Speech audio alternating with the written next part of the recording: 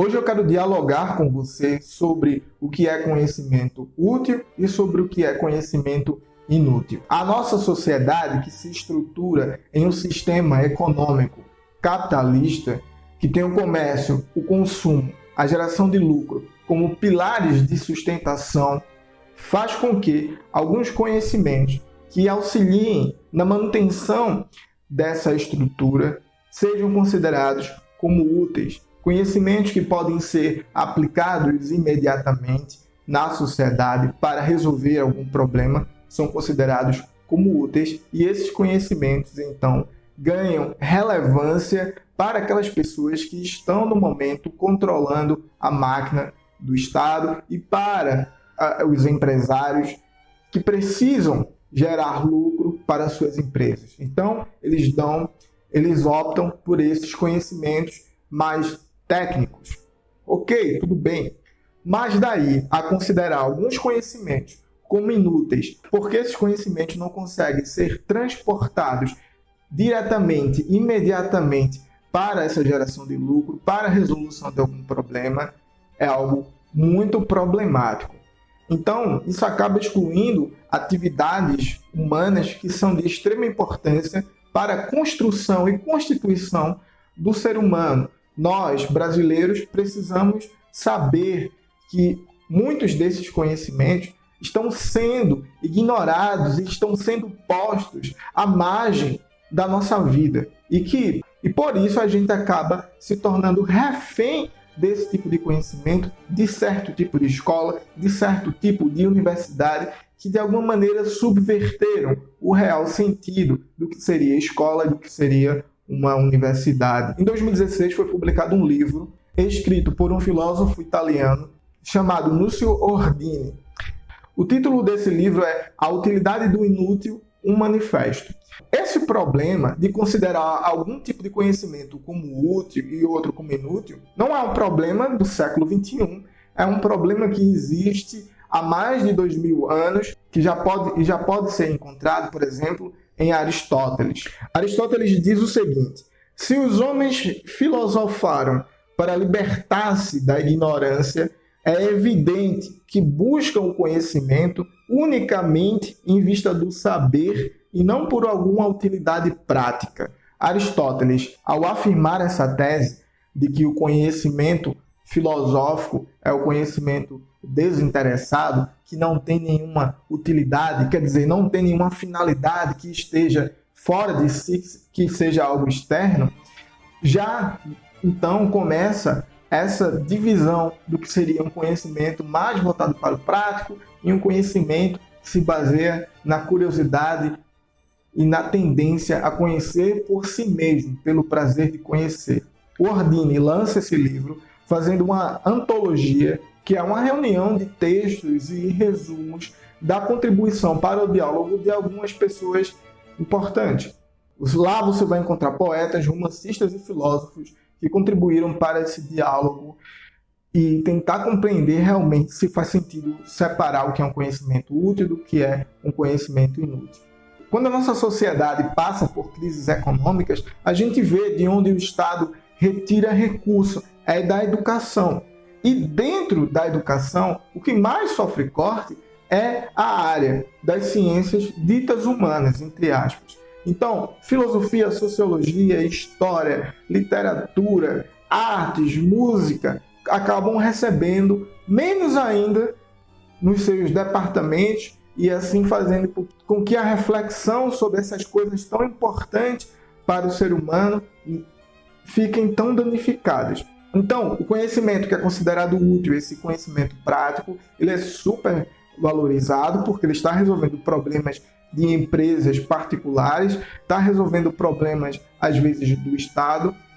Dentro dessa antologia do Ordini tem um texto de um pedagogo norte-americano chamado Abraham Flexner. E esse Abraham tem um argumento muito interessante, que é de mostrar que mesmo as ciências que são consideradas úteis nasceram de uma curiosidade desinteressada, para mostrar a você rapidamente que os benefícios que a ciência nos traz hoje partiram de pesquisas que não tinham nenhum interesse na utilidade. Eu vou citar alguns nomes, e esses nomes vão mostrar a você claramente que essa pesquisa poderia parecer algo inútil do nosso ponto de vista hoje sobre o governo que está no poder. Ouça esse nome, por exemplo: Clerk Maxwell, Heinrich Hertz, Galileu, Newton, Michael Faraday, Alfred Nobel, Gauss, Einstein. A pesquisa de cada uma dessas pessoas aqui, se você fosse observar com o nosso olhar hoje, poderia ser considerada como algo inútil. Por exemplo, o Maxwell estava pesquisando magnetismo e eletricidade sem nenhuma perspectiva de utilidade. Apenas depois, quando ele resolveu essas equações, é que outras pessoas técnicas utilizaram o conhecimento gerado pela curiosidade desinteressada do Maxwell para beneficiar a gente como sociedade. Então, o que é defendido pelo Flexner é que as pessoas que têm a curiosidade de pesquisar, tanto as que fazem parte das que são consideradas ciências exatas e as que fazem parte das ciências humanas, precisam ter liberdade e espaço para explorar a sua curiosidade. Porque, de alguma maneira, essas pesquisas podem resultar em benefícios para a humanidade. E mesmo que não resulte, essa pesquisa em si já amplia o espírito humano na construção da nossa própria cultura. A questão é que tantas pessoas que fazem parte da ciência exata como das ciências humanas, essa divisão meio nebulosa de dividir o conhecimento humano, precisam ter liberdade para pesquisar as coisas que lhe interessam. Ambas as formas de conhecer estão pesquisando coisas que aparentemente são óbvias, que a gente passa no dia a dia e não percebe. Mas essas pesquisas, quando têm liberdade, elas começam a entrar na essência, se assim eu posso usar essa palavra, da própria realidade, da existência, da estrutura da natureza. E é importante que a gente não deixe nenhuma e nem outra de lado, porque as duas constituem a melhor maneira que o ser humano tem para interagir e melhorar a sua própria vida, seja em questões técnicas ou seja em questões que fazem referência ao próprio homem. Então, filosofia, literatura, poesia transmitem para a gente valores, fazem a gente questionar a nossa própria vida, fazem a gente questionar coisas que são óbvias, fazem a gente reinterpretar o mundo, fazem a gente enxergar as coisas de uma perspectiva diferente, e só por isso ela já seria suficiente para não ser considerada como um conhecimento inútil, porque ela faz a gente crescer como ser humano e melhorar a nossa vida. Então eu te pergunto agora, para que serviu o seu ensino médio? O que você fez no seu ensino médio? Você estudava todas aquelas matérias porque sentia prazer e queria saciar a sua curiosidade, ou porque você precisava passar em um vestibular, entrar em uma universidade e dentro desse curso universitário você conseguir alcançar um patamar material estável que lhe beneficie de alguma maneira? O que eu queria colocar aqui é essa tese central do Ordine no seu livro Utilidade do Inútil. Quer dizer que, numa sociedade capitalista que tem como pilares o mercado, o lucro e o consumo, aquilo que não está direcionado para isso, inclusive o conhecimento e as instituições do conhecimento de um país, são consideradas úteis ou inúteis dependendo do seu grau de aproximação.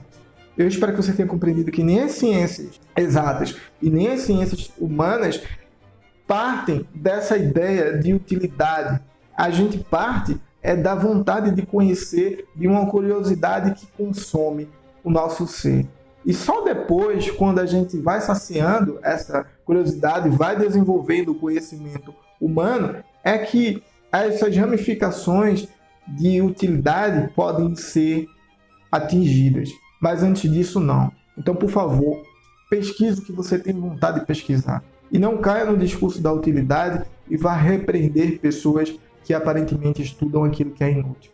Talvez aquilo que é inútil seja mais útil do que o que você está fazendo. Se você gostou dessa reflexão, se inscreve aqui no meu canal, comenta aí o que você acha sobre esse tema, se o que você faz é considerado útil ou inútil. O que é que você acha quando deputados pedem para universitários postar qual é a utilidade do que você está pesquisando para a sociedade? Então, se inscreve, me segue lá no Instagram, porque é lá que eu digo quais são os temas dos vídeos que eu vou fazer e é lá que eu tenho uma maior proximidade com as pessoas e eu posso conversar de maneira mais direta. Então, até mais, até o próximo vídeo e a gente se vê.